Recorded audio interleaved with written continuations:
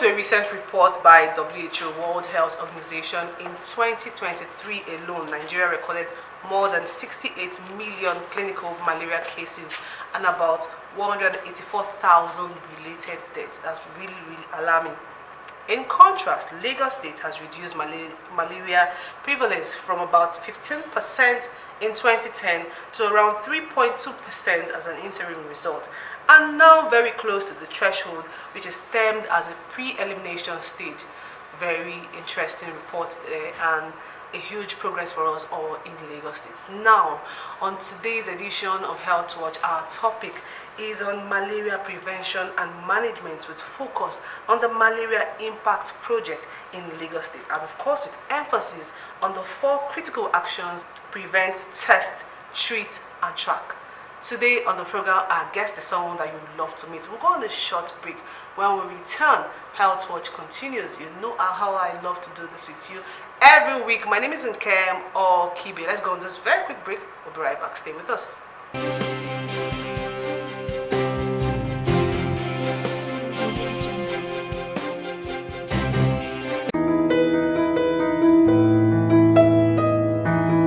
Do you need hotel service that runs hospitality business as real business? Then look no further, because Suru Express Hotels is readily available to meet your hotel accommodation needs in a cozy and serene atmosphere. Courtesy and care greet your arrival at our front desk while you're checking out our various rooms, suites, deluxe, standard and express gold, all fitted for purpose you desire. Healthy nutrition is also a top priority at our tastefully organized restaurants in Suru Express Hotels. With our ultra-modern gymnasium, maintaining your fitness is guaranteed in a conducive atmosphere.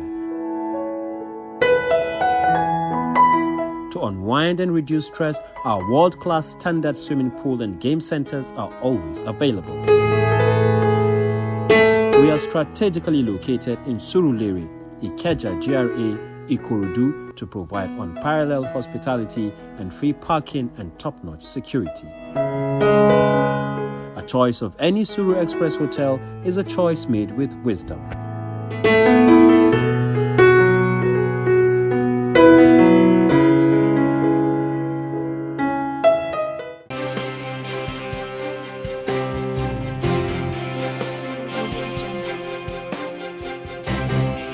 Just joining us, the program is Health Watch, your #1 health program, reaching you from the station of excellence. And today we're talking about malaria prevention and management, with the focus on the Malaria Impact Project ongoing right now in Lagos. And our guest today is Dr.Abimbola Osinowo, the Director and State Malaria Elimination Program Manager. You're welcome to Health Watch. Thank you so much for having me. It's so good to have you talk about a topic that affects everyone in Nigeria. And I think in this climate, when people have fever, they just assume that they have malaria. Yes. So very quickly, tell us tell us about malaria. What are the factors that predisposes one to having malaria, and how to prevent it, before we now delve into our discussion for today? No problem. So malaria generally is actually a disease that is transmitted, that is caused by a protozoan called Plasmodium, and is transmitted from the bites of an infected female Anopheles mosquito. So it's not all mosquitoes that actually transmit malaria. It's just that Anopheles, a female Anopheles mosquito that transmits malaria, and it's caused, like I mentioned, by Plasmodium. There are 4 major types. You have malaria, Plasmodium falciparum, you have Plasmodium vivax, ovale, and malaria. Then there's one that is zoonotic. It's called null-SIP. It's most times found in Southeast Asia. But the one that is commonest in Nigeria is Plasmodium falciparum, and it can cause the severe form of malaria. So malaria generally is, like I said, transmitted by a vector mosquito. Now, if we can get rid of the mosquitoes, then definitely we can get rid of malaria. But mosquitoes thrive in a lot of places that many of us do have within us and out. Malaria itself is it's multidimensional. There's so many aspects to it. It affects humans. You think about the mosquito, you think about the human being, you think about the environment as well, because mosquitoes have to thrive to be able to, come up and then they feed, because the females require blood to hatch their eggs, to harvest their eggs, and then once they get infected, then generally they transmit to other people. So we have,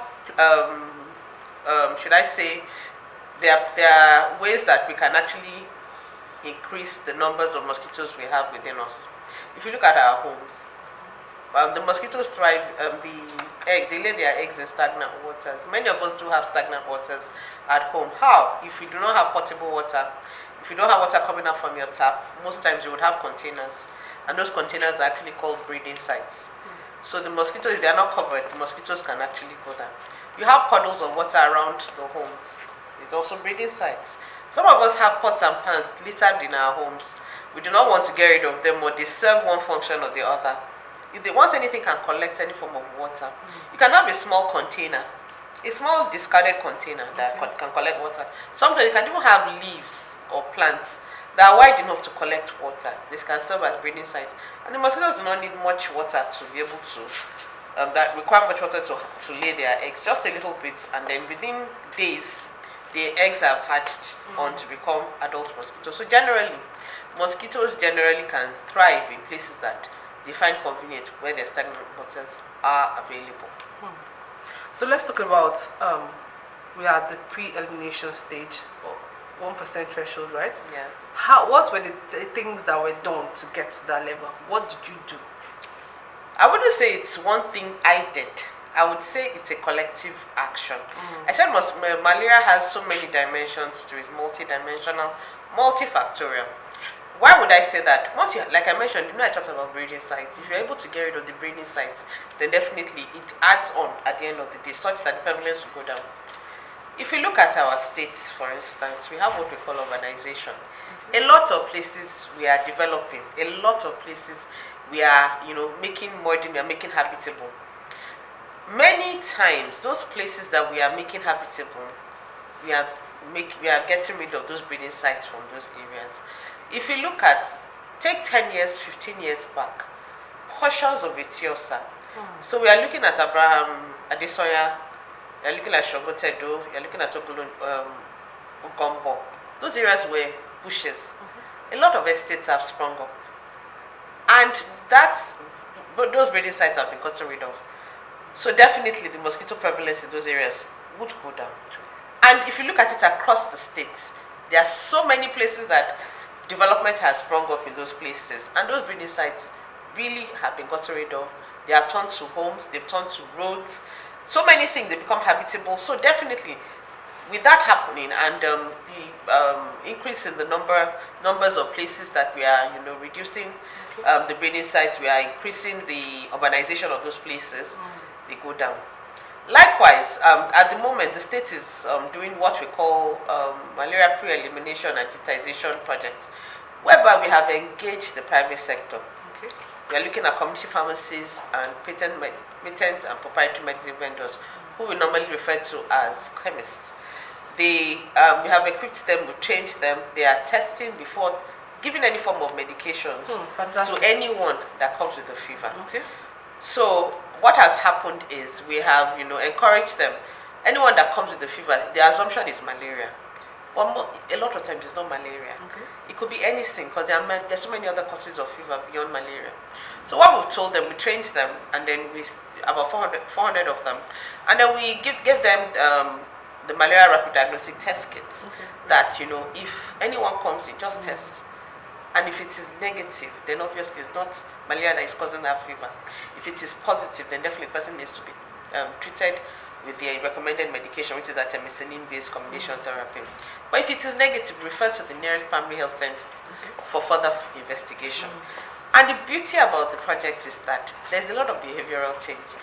Many of our community pharmacies and patent medicine vendors now believe the fact that really malaria is not as we assume or we think it is, as prevalent as we think it is.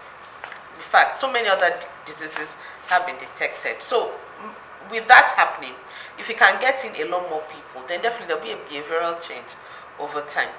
Likewise, our environment, we have a lot of things that are happening.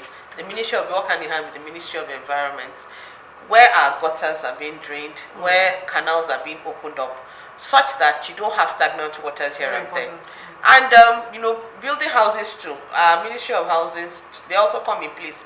Apart from the fact that the structure of the houses, where they are located, and how the town planning, how they are being built, also comes to play. So definitely, it's a multifactorial, multi-dimensional. Our children, education is key. Once you tell a child something, the child runs with it. So definitely, when we have engaged the children, informing them about how to prevent malaria, and when the child hears something, they more or less, should I say, harass you at home to abide by what it is that have been taught. So that comes to play. Then our pregnant women, the state actually provides them with insecticidal treated nets from when they come in to register when they are pregnant, and our children when they come for the measles vaccination at 9 months, and it's free. Our pregnant women as well, we are giving them some medication referred to as sulfadoxine pyrimethamine, in short form known as SPs, from their second trimester. Why? Because we don't want them to have malaria in pregnancy.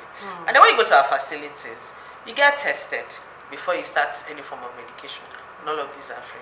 So it's multifactorial, multidimensional when it comes to malaria management in the states. And everybody plays a part. So with all of that happening, the prevalence has assisted the prevalence to go down. Fantastic. This is a very robust package you just talked about now.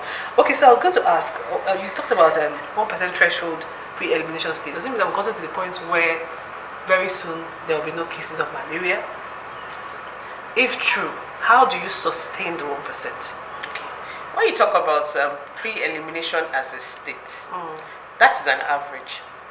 But then if you look across the local governments, it actually varies. We still have hotspots in those local governments. I talked about getting rid of breeding sites.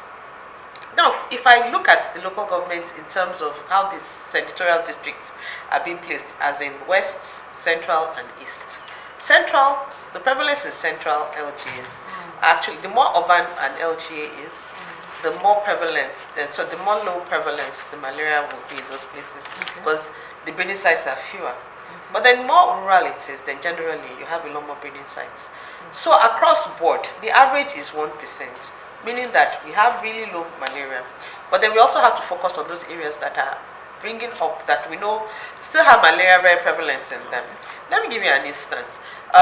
We had the Lagos State Malaria Indicator Survey held in 2017, and during the course of that, we discovered that those areas that I talked about, the rural portions, had more. The prevalence in those places were a lot higher than the urban setting. Case in point, Surulere is actually in Central Senatorial District. Surulere had 0% prevalence, compared to Ikorodu that had about 5.6% prevalence, or even Ekpe that had about 6% prevalence. So those areas are a bit rural. So what it means is that as much as it's 0% in Surulere, it doesn't mean that there's no malaria, but then it shows that it has reduced. Meaning that interventions that I'm going to deploy in Surulere will be slightly different from what I would do in Ikorodu. Absolutely. Yes. So in Surulere, for instance, we'll do something called larval source management, such that if there are still breeding sites around, we will try and get rid of them. Environmental management will come to play. So you want to ensure that places that do have dump sites or anything that can collect water and that can come any form of stagnant water, those areas are gotten rid of.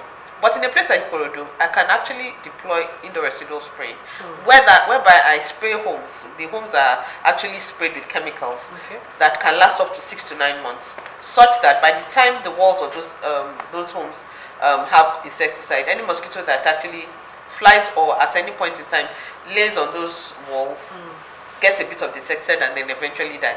So, and distribution of nets is across board. So generally, when you're looking at the prevalence, we're not, as much as it's 1%, there's still some areas, pockets of areas that we have hotspots, and interventions will differ. So definitely, it's not as much as it is low. We still have a lot to do, and the fact that it's even lower means that we have a lot more to think about. You also have to consider the fact that some people may be coming from states or areas that do have higher prevalence than that in Lagos. So you're looking at the travel history. When that client actually gets to the facility, you want to find out where you're coming from. Is it actually malaria from the states, or you are bringing it in? So that information is quite relevant. You also want to, there's some other things that you also have to look at, the genomics. The malaria parasite that you're dealing with, is it actually Lagos State malaria parasite, or you're bringing it out, or you're bringing it from another area? So we're going to have to, take the samples and check and see where the plasmodium is actually. Is it malaria? Are the alleles the ones that we find here, or are the alleles a foreign one that is coming in? Those are the things that we need to consider. So it's all encompassing, and it's a lot more capital intensive to continue to maintain it, and everybody has a part to play. The government, individuals, persons, everyone has a part to play in that regard. And even the media. Everybody has a part to play. If you ask me, I'll tell this war against malaria. In fact, that is it. Okay, so we'll talk about the 4-pillar campaign on prevent, test, treat, and track. But let's quickly take a short break. When we return, Health Watch continues in a moment. Stay with us.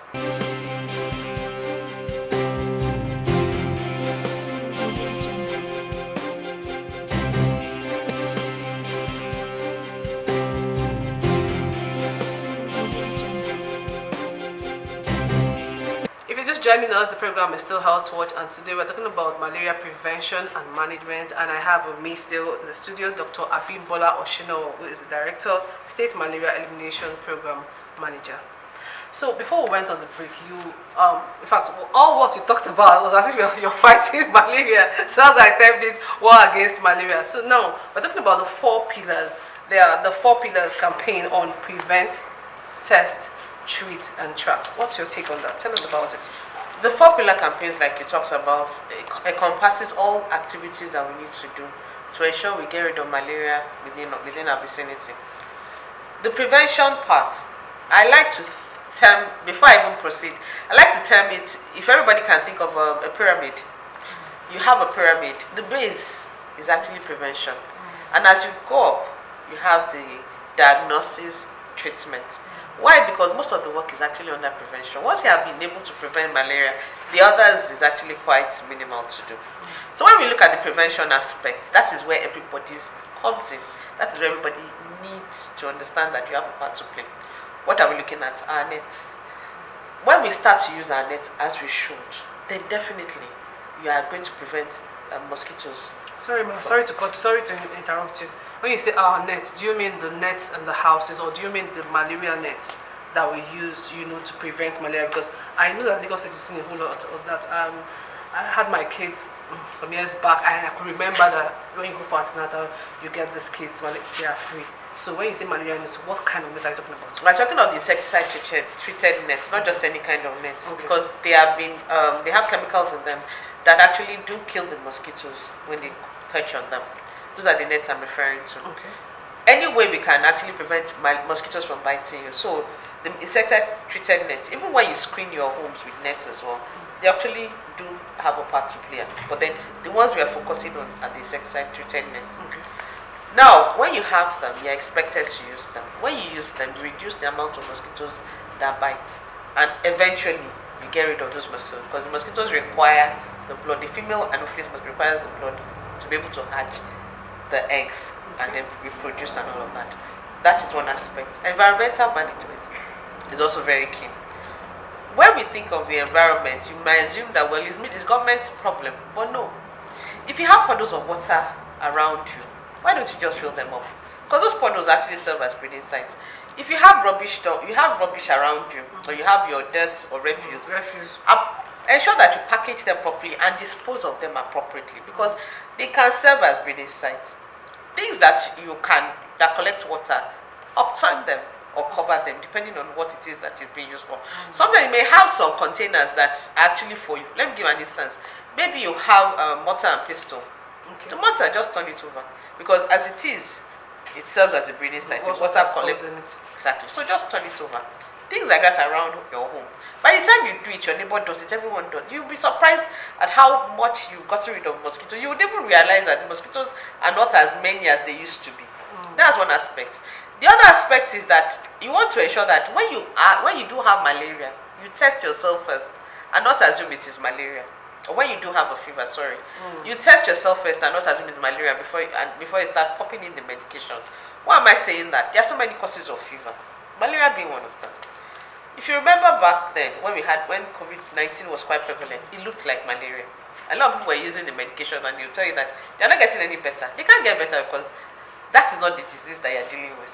So, and then you don't sure where the malaria medications that we have now, one starts to get resistance to it. That's another cost implication, and a lot of things can go wrong. So when you do have a fever for any reason, ensure that you test before you treat. And then when you do have, make sure you use their recommended medication, which is artemisinin-based combination therapy. And our pregnant women, very critical. When you know that you are pregnant, go to visit the clinic for antenatal care as early as possible. And then from the second trimester, they give them sulfadoxine pyrimethamine to prevent malaria in pregnancy. So you want to ensure that all of those things are in place. Now, in terms of the track, you talked about the prevalence. When we do get the record, when we record appropriately, we know whether we're doing well or whether we're not doing well. So that information actually guides us. Is it that this particular local government or this particular health facility is seeing more malaria cases? Or the data that we obtain will give us information of what it is that is going on. So it gives us a lot of leverage in terms of information without even having to leave our seats. We are looking at our data platform. Oh, what is going on? Is it that the malaria prevalence is a lot higher here than this or that? How many people are affected? Is it that the pregnant women are the ones that are majorly affected, or is it on children under 5, or even just general public? So the track portion is to ensure that the data that we are getting, we are recording them appropriately to give us information and see how to go about any activity or intervention, or even which intervention to deploy in any area.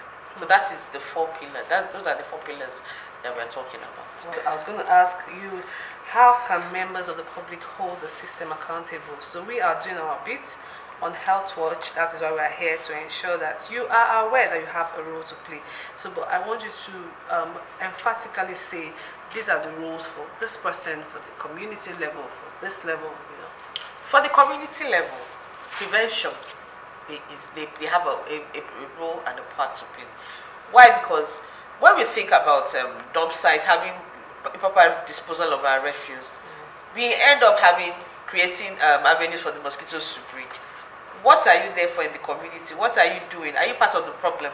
Are you getting rid of your refuse as you should? Are you packaging them appropriately for them to be able to, for the officials to be able to get rid of? What are you, or is your home the breeding site as it is? So individuals will have a part to play. Communities, if you notice anyone, you probably would have a neighbor who is complaining of a particular medication. It may not necessarily just be anti-malarials, but generally it could be any medication that there's a reaction to.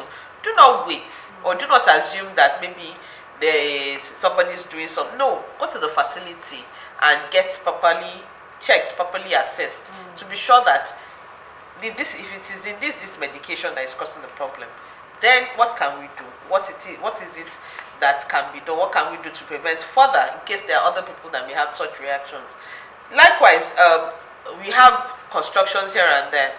You'll be surprised that ordinary building can serve as a deterrent, or should I say a barrier to the flow of water.